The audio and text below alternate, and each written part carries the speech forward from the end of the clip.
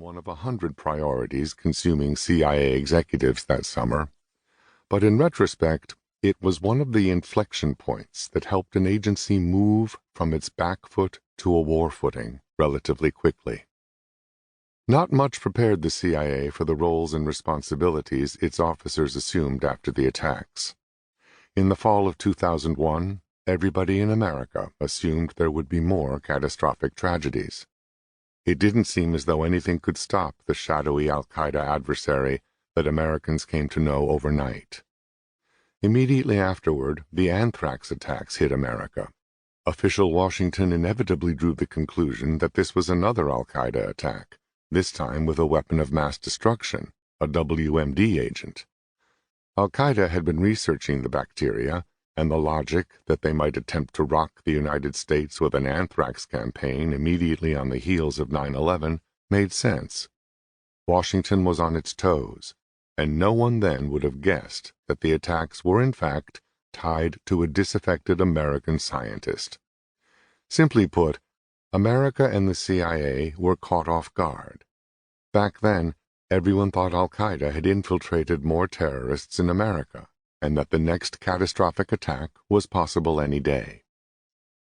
The hardest part of piecing together the memories of that period, what the agency did and why, centers on the insoluble problem of helping later generations understand the fears, the urgency of the moment, and the overwhelming tension surrounding the one core question.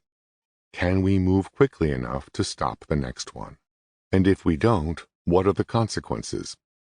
Agency officers had to adjust to a new era of the CIA, one that shifted rapidly from an intelligence organization to a warfighting operation. Abu Zubaydah was perhaps the biggest riddle the agency struggled to solve during that first year. Agency operators were accustomed to dealing in tough areas, including everything from the former Soviet Union to war zones in Africa, Latin America, and Southeast Asia, but they were not accustomed to dealing with hostile detainees. They chose to take on the new challenge, funding risks that they vaguely understood but could not entirely foresee. The CIA's overall mission also shifted, beyond the confines of detainee interrogations. Traditional intelligence typically supports war fighters from the U.S. military, supplying them with information about the adversary's capabilities and intent, as well as information about weapons systems, missile programs, and diplomatic advances. In the new counterterrorism world, the agency was often the action arm for the information its agents collected. CIA officers gathered intelligence about al-Qaeda leaders and then turned around and passed that information on to CIA operators who hunted down those leaders in operations that spanned the globe. As CIA officials wrestled with the realities of this new counterterrorism landscape, accompanied by huge budget increases and vastly expanded latitude for action, they also came face to face with another challenge. When they began capturing senior al-Qaeda terrorists, they were not prepared to build and manage their own prison system for the new detainees. Far from it.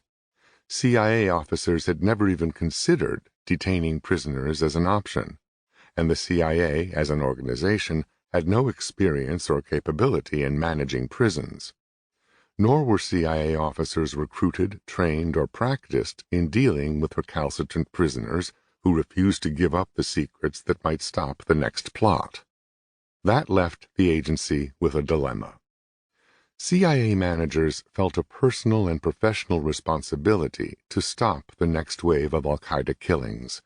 The prisoners they later took, in the minds of the CIA executives who ran the agency, held clues that might stop another round of tragedy. Senior officials at the CIA correctly assumed that critics would later assail them for secret prisoners and harsh interrogations. The knot they had to untangle, either conduct the interrogations and try to break the al-Qaeda prisoners who might hold critical intelligence clues, or pass off the prisoners to another U.S. government entity that wouldn't have the same legal authorities, clandestine mission, and willing officers to perform the interrogation mission. Life at Langley was transformed by this expansive vision of the agency's role. CIA officers interpreted orders from the